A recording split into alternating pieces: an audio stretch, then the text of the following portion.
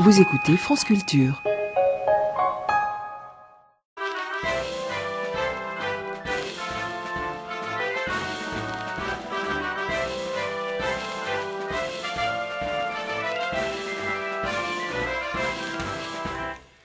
Simone, je crois que je ne te l'ai pas encore dit.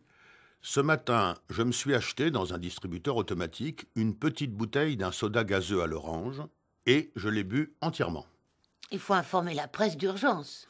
Oui, tu peux bien te moquer, mais l'événement, ou plutôt le constat, n'est pas aussi anodin que tu le penses.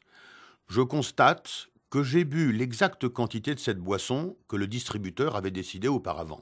25 centilitres. Pas un centilitre de plus, pas un de moins. Et je fais toujours comme ça. Et il me semble que nous faisons tous toujours comme ça. On nous sert 25 centilitres de bière, nous buvons 25 centilitres de bière. On nous offre 33 centilitres d'eau gazeuse, nous buvons ces 33 centilitres. Est-ce à dire qu'il s'agit, par un heureux hasard, de la portion congrue ? Puisque, je te le rappelle, l'expression portion congrue ne désigne pas une portion insuffisante ou injustement répartie, mais au contraire, la portion qui convient exactement. Oui, tu me l'as expliqué en 2006. C'est ça. Or donc, peut-on raisonnablement affirmer, à chaque fois que nous buvons une boisson conditionnée, que c'est de cette quantité exactement que notre organisme avait envie ou besoin ? Non, bien sûr. Si nous avions écouté sur le moment notre corps, nous aurions consommé un peu moins ou peut-être un peu plus.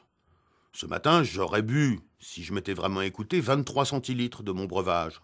Or, j'en ai bu 25, 2 de plus. Nous avons perdu, Simone, une liberté que nous avions quand nous étions tout petits. Jusque vers l'âge de 3 ans, l'enfant boit la quantité que lui dicte son désir du moment, et non pas la quantité préprogrammée dans son biberon. Et puis l'enfant grandit, et le conditionnement s'empare de lui. Il boit la quantité qu'on lui donne ou qu'on lui vend, pas plus, pas moins. À qui la faute ? Au conditionnement, justement. Nous sommes conditionnés par le conditionnement. Nous buvons et nous mangeons aussi, même si en matière d'alimentation, la question est un peu plus complexe. Nous buvons et nous mangeons la portion standard, la quantité décidée par le commerçant ou l'industriel qui ont conditionné le produit. Qu'est-ce que tu proposes ? Je propose de restaurer, je choisis le mot à dessein, de restaurer une fois de temps en temps notre antique liberté.